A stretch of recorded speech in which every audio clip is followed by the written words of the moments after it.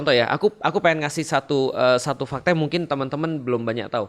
Ada satu film dokumentari bagus, aku nggak tahu abang udah nonton atau belum, judulnya Drugs. Drugs dengan di belakangnya S-nya ganti dolar. Jadi drugs.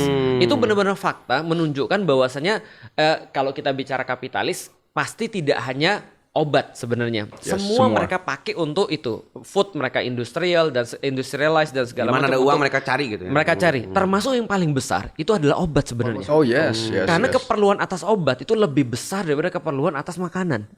Karena begitu orang sudah sakit, bro, dia akan bayar berapapun untuk bisa hidup. Jadi bisnis obat nih ngeri banget.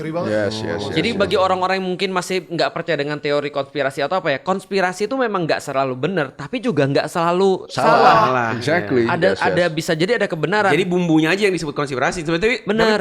Itu basis fact-nya juga ada gitu. Karena cara berpikir logis adalah memperhitungkan historical. Betul. Makanya ketika kita bicara tentang aku ngelihat ada banyak sekali kasus-kasus di Amerika misalnya yang benar-benar mereka masuk sampai ke university. Lalu kemudian mereka sampai jadi perusahaan-perusahaan ini pharmaceutical ini membiayai para university untuk dapat satu terus diambil gitu maksudnya. Diuji coba. Research ya betul.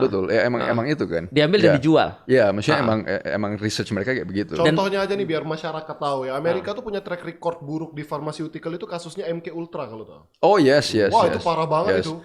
Dimana mereka pengujian obat dan lain-lain itu ke masyarakatnya langsung. Di support CIA. Jadi rahasia, masyarakat nggak ada yang tahu sampai ada yang mati, sampai parah lah percobaannya. Korbannya ratusan ribu. Nah itu baru ketahuan 30 tahun kemudian. Jadi orang bilang ini konspirasi, ternyata true story. Jadi track recordnya pharmaceutical corporation di Amerika tuh berantakan. Iya. Oh yang MK Ultra itu mereka tuh ngetes untuk apa kayak contoh obat-obat itu sih itu obat-obat narkoboy. Jadi untuk tahu gimana mind control dan segala macam. Jadi masyarakatnya di drugs tanpa konsen mereka. Yes.